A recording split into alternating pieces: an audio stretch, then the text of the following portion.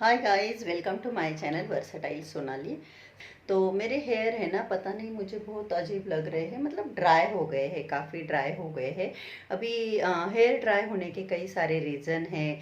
जैसे कि कौन सा वाटर यूज़ करते हो अपने हेयर के लिए, तो वो मैटर करता है। आप प्रॉपर ऑयलिंग करते हो कि नहीं, वो मैटर करता है। प्लस अगर आप बहुत स्ट्रेस ले रहे हो, बहुत टेंशन ले रहे हो, तो उस वजह से भी आपके हेयर जो है वो ख़राब हो सकते हैं।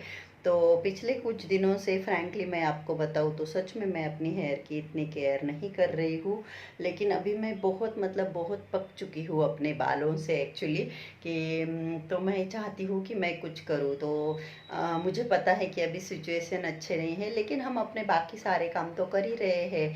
और मेरी सोसाइटी के नीचे ही एक यूनिसेक्स सैलून है, अडोर करके। मैंने पहले भी उनके वहाँ केराटिन करवाया है, काफ़ी अच्छा करते हैं वो।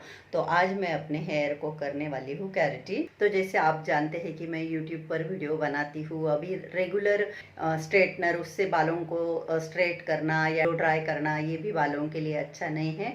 तो उससे मैंने सोचा कि चलो मैं केराटिन करवा लेती हूँ।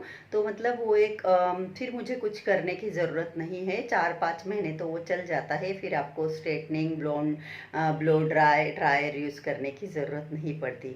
तो जस्ट मैं अभी निकल रही हूँ नीचे, मैंने कल अपॉइंटमेंट ले लिया है। एक्चुअली हेयर के ऊपर हमारा लुक बहुत डिपेंड करता है, ये आप खुद भी समझ ही जाओगे।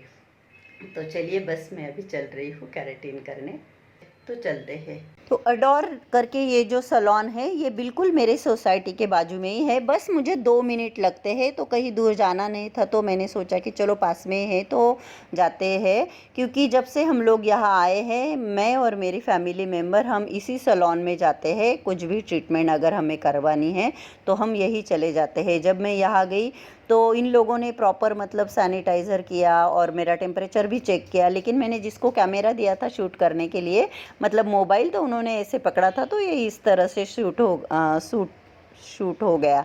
मेरी टंग भी स्लिप हो रही है बार बार। तो जब भी आप सैलून में कुछ ट्रीटमेंट करवाने जाते हैं तो सबसे पहले वो आपका हेयर वॉश करते हैं, भले ही आप घर से हेयर वॉश करके गए हो। क्योंकि हेयर वो जो ट्रीटमेंट आपको लेनी है, जो भी है, रिबॉन्डिंग है, स्ट्रेटनिंग है, पर्मिंग है, तो उससे उसके अलग से शैम्पू और कंडीशनर होते हैं, तो वो आपके हेयर वॉश करते ही है। तो सबसे पहले तो उन्होंने मेरे हेयर चेक किए। हेयर ड्रेसर ने मुझे पूछा क्या हेयर कट करना है, तो मैंने उनको बताया कि नहीं, अभी मैंने लॉकडाउन में घर में ही खुद ने ही हेयर कट किया था और ऑलरेडी बहुत ही शॉर्ट है, तो हेयर कट नहीं करने हैं। तो सबसे पहले उन्होंने मेरे हेयर वॉश किए। तो मैं आपको शॉर्टकट में स्मूथनिंग की ट्रीटमेंट क्या होती है एक्चुअली, वो मैं आपको बता देती हूँ। अगर स्मूथनिंग की ट्रीटमेंट का अगर हम टाइम की बात करें तो 3-3.5 घंटे आप पकड़ के चलिए कि आपको इतना टाइम लगेगा।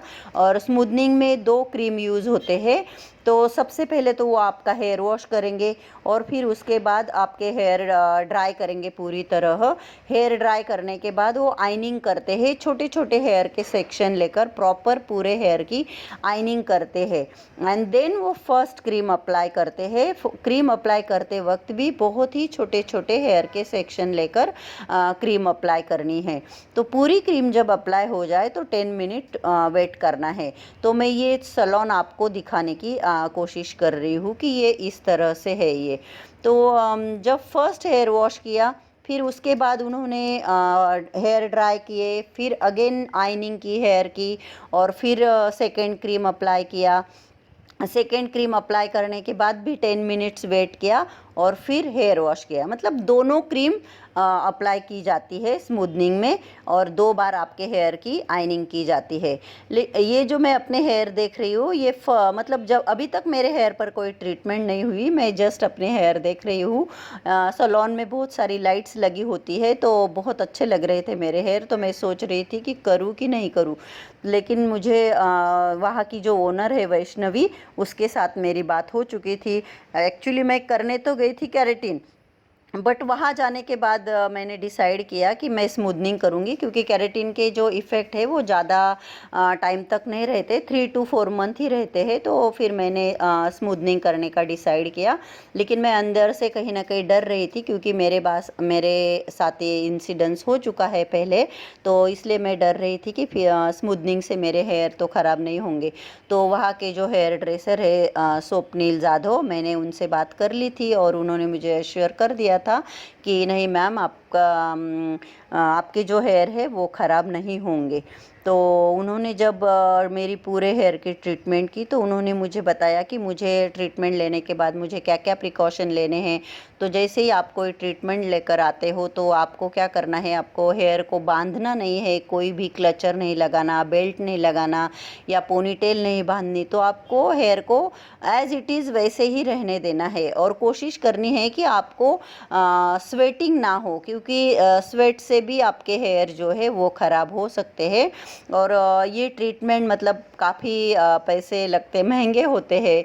तो हमें तो केयर करनी ही चाहिए। जब हम ऐसी कोई ट्रीटमेंट करते हैं तो हमें केयर तो करनी ही चाहिए। वैसे रिबॉन्डिंग, स्ट्रेटनिंग, स्मूदनिंग ये केमिकल ट्रीटमेंट है, इसमें केमिकल यूज़ होता है। और केराटिन की बात करें तो ये एक बहुत ही अच्छा होता है हमारे हेयर के लिए, सप्लीमेंट का काम करता है।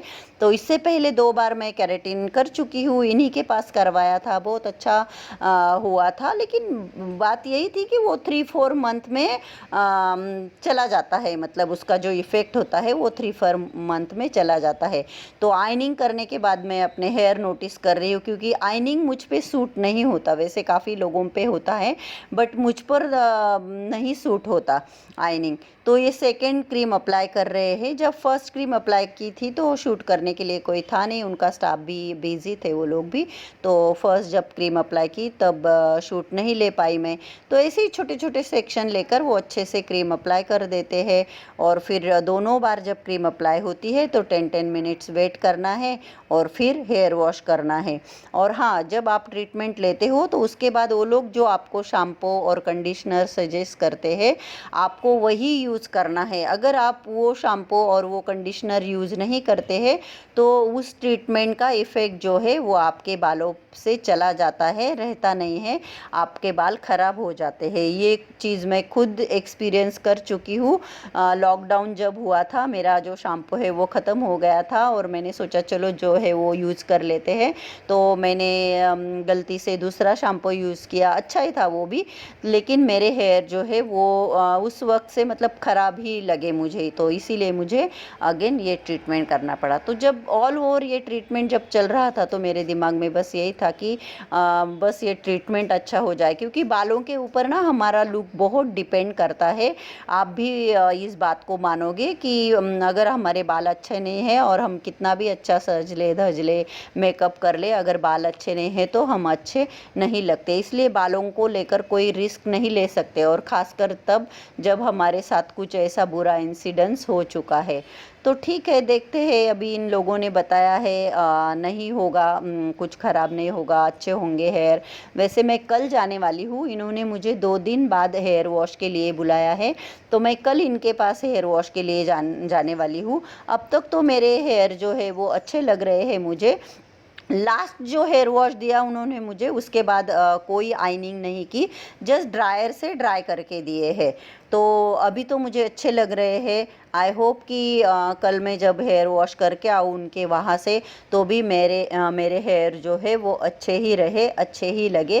वैसे काफ़ी मतलब प्रोफेशनल वे में किया है उन्होंने, आप देख ही सकते हो। बिल्कुल छोटे छोटे सेक्शन लेकर क्रीम अप्लाई की है अच्छे से, एकदम प्रॉपर वे में हम बोल सकते हैं। तो ये है मेरा प्रॉपर फाइनल लुक, आप देख सकते हो। तो आप बताइए आपको मेरा फाइनल लुक कैसा लगा। अगर आपको अच्छा लगा है तो मेरे वीडियो को लाइक कर दीजिए, और अगर अब तक सब्सक्राइब नहीं किया है तो सब्सक्राइब कर दीजिए। थैंक्स फॉर वॉचिंग, नमस्ते।